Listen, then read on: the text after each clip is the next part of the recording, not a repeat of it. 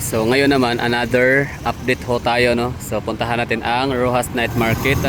Titingnan natin kung marami ba ang mga taong namamasyal ngayon sa lugar, sa pinaka-famous na night market sa buong Pilipinas. Kung marami bang mga namamasyal ngayon gayong December 23, parang preparasyon yata ng mga tao para magsipuntahan sa probinsya at mga lugar nila na si uwian. Yung iba naman ay nasa ibang mga bakasyonan, no. Tingnan natin kung may mga namamasyal pa rin ba, no, kumakain, nagde-date ng mga pamilya. So from here sa may Bonifacio Park, sa may Pichon Corner sa Imrecto, ito-turn on ko na yung camera para makita ho ninyo ang daan papuntang Rojas Night Market. Kasi maganda, no, para to lalo na diyan sa mga nanonood na hindi taga Davao City. So ito sangguniang panglungsod sa Davao.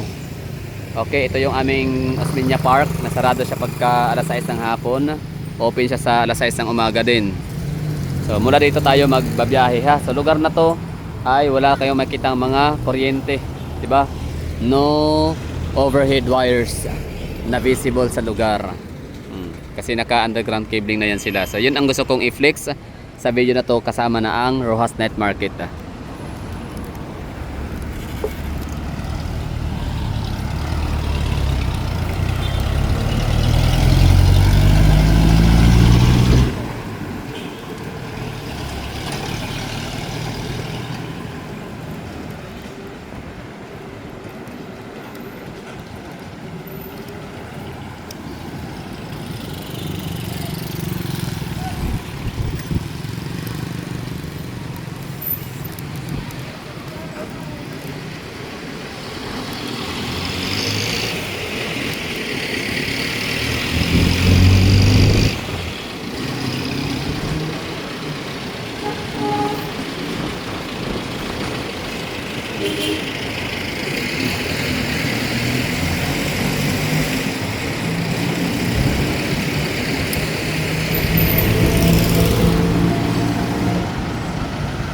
So ito na yung unang intersection na madadaanan natin mula dun sa may San Pedro Street.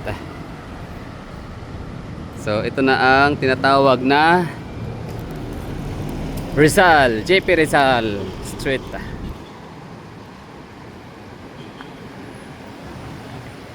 Ganda, no, tignan, no, ng highway pag nakabaon yung mga kuryente.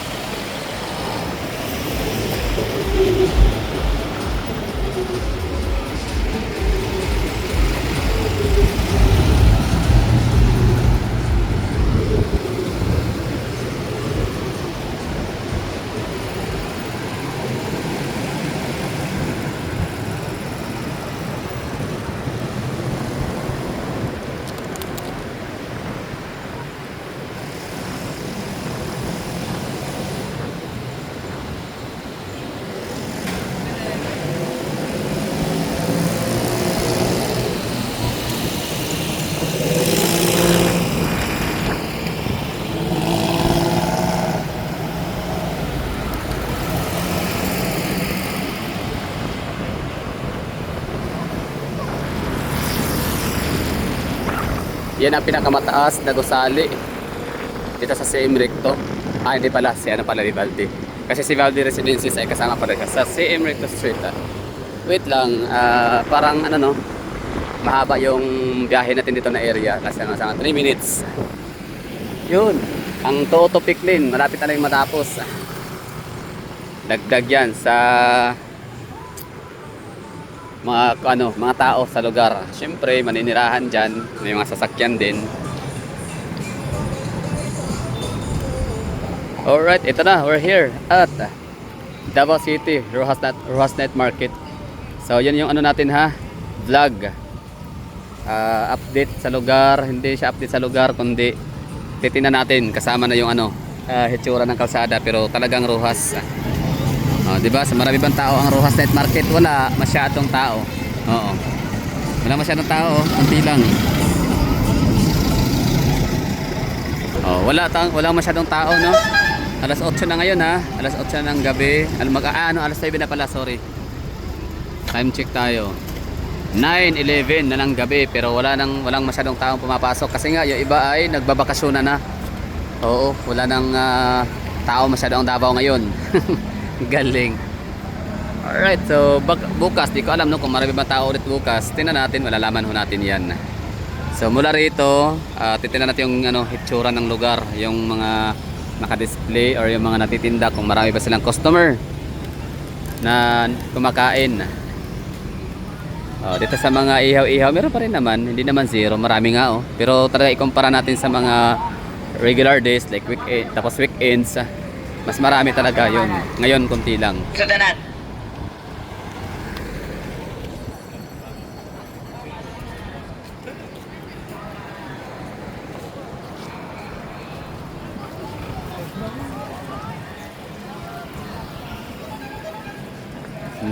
Konti lang. Marami na rin, marami. Siyempre, compare lang natin sa mga normal days, walang holiday. So, kaya ganyan, kaya nababawasan, kumukunti ang mga ano natin ngayon, mga namamasyal, turista dito sa ating pinakasikat na Rojas Night Market sa Davao City. Dahil nga sa nag-uuwian na sila sa mga probinsya nila, nagbabakasyonan.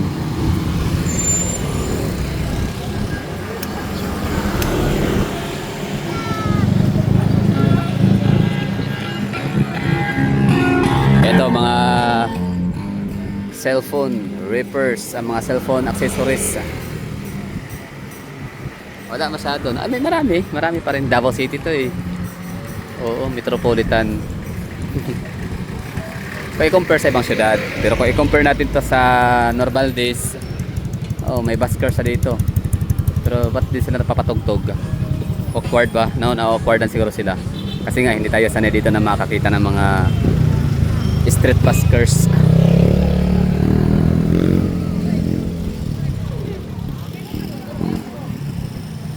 Ito okay.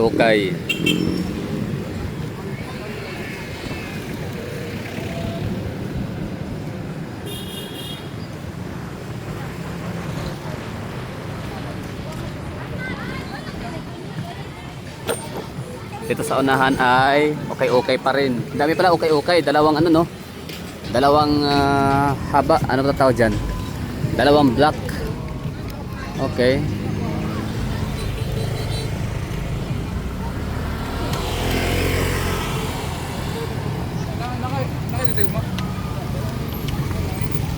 Okay pa rin. Tapos meron tayong mga linear park. Mas papagandahin pa tong ano natin dito ha. Linear park dito sa ating Rojas Avenue. Yan ang aabangan natin at susubaybayan hanggang sa matapos. Ano sa tingin nyo, no? Marami siya, kumpara sa ibang mga syudad, pero i-compare natin to sa mga nagdaang araw lang din nung hindi pa nga nag-uwian yung mga estudyante. Yan yun yung bago. So ito yung bagong magiging itsura. Inauguration of Rojas Greenway Park. Ay, akala ko babaguhin. Hindi pala. Republic of the Philippines, City Government of Davao, inauguration of Rojas Greenway Park, December 19, 2025. Inauguration. Parang huli yata, late na no. Tagal na natin ginamit tapos ngayon lang ang inauguration. Kung ito yung tinutukoy nila na Greenway Park. 'Di ba? Late na yata, no? Tagal na natin itong ginamit. Bakit ngayon lang bakit nitong 19 lang inaugurate? So that would yun lang yung katanungan natin. Punta pa tayo sa unahan. So dito na area wala nang display. Ganda oh, Greenway Park namin to oh. Ilang milyon to. Sa totoo lang, yung ano, yung ninakaw ni Saldico na bilyones at pinambili niya ng mga private plane. Siguro mga 1,000 ganito na ang halaga. Or sabihin natin mga 1,000 nga no. Mga 1,000 kagaya dito sa aming Rojas Avenue Greenway Park sa Davao City. Hindi sana no. Di wala ninakaw eh.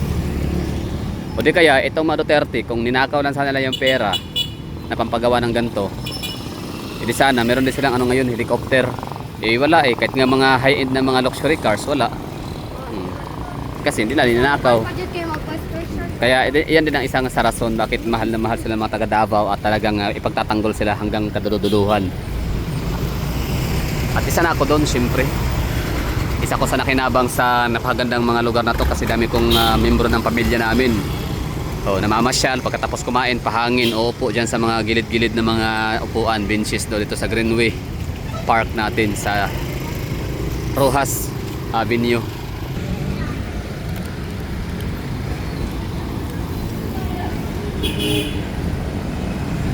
Alam ko na, kaya siguro nag-inaugurate na lang sila dito, ang City Hall of Davao. Baka kasi aangkinan naman ni BBM. Baka na naman uunahan sila no. Kapal pa naman ang mukha ng administrasyon ngayon. Lahat ng mga grabe kamanhid. Oh. Grabe, totoo 'yan. Talagang nakakalula, bayan. Di mo maisip na ganyan sila ka ito. Kubalan og nawong. So that would be all. Thank you for watching. Nakita nyo na siguro yung natin dito. Update sa Davao City. Si Emrecto na. Si Emrecto hanggang sa Rojas Night Market, Rojas Avenue. So that would be all. Thank you for watching. Next stop natin ngayon ay itong kalye. I-vlog natin kung anong ganap dyan. Kung mayroon bang binago na dagdag na development. So that would be all. Thank you for watching. Merry Christmas no, sa lahat.